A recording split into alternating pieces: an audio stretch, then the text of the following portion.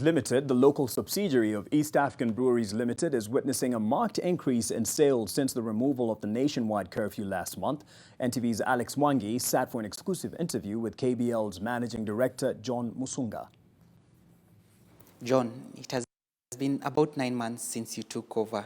How has it been so far? To be honest, it's a really exciting business. I came from an industry that was very highly regulated. I came to one that is still regulated. But I think within the confines of regulation, we have found ways as a marketing team, as a marketing organization, to make sure that we constantly connect with our consumer. When you look at KBL through the COVID period, the company continued to invest ahead. So despite challenges and difficulties, here's a company that was forward-thinking and looked ahead, and I came and found and inherited an organization that says, yes, we have COVID today, but we will recover. Challenges, I think this industry has really been impacted by the closures of bars or the limited hours within which we could operate.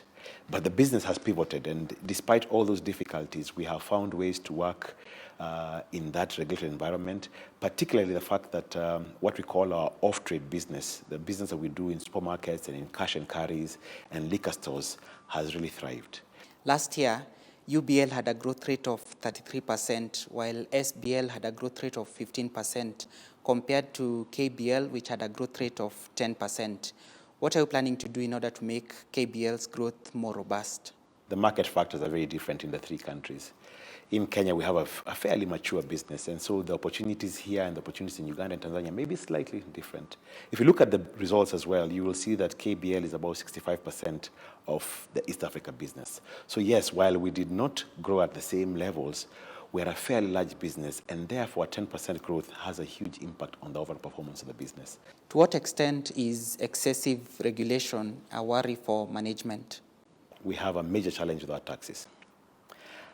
Excise duty in Kenya increases every year, more or less.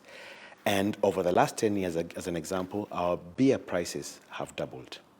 And they've doubled primarily because of the excise tax regime that demands increases every year. So that is a concern for us because affordability becomes a challenge.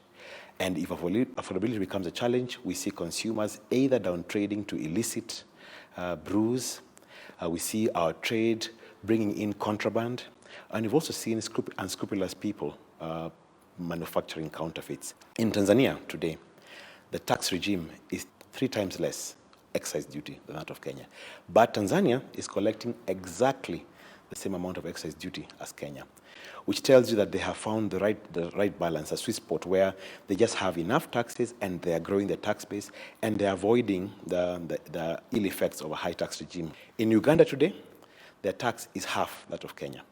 Since the COVID-19 pandemic hit, what are some of the adjustments that you've made to your supply chain in order to make your products more readily available to your consumers? During COVID, what happened is that most of our consumers now, during the COVID period, had to buy their products, their beers and their spirits, and consume those at home and in smaller groups.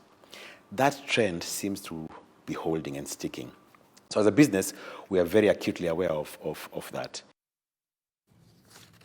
And that's it for business. Cheers. I'll be back shortly.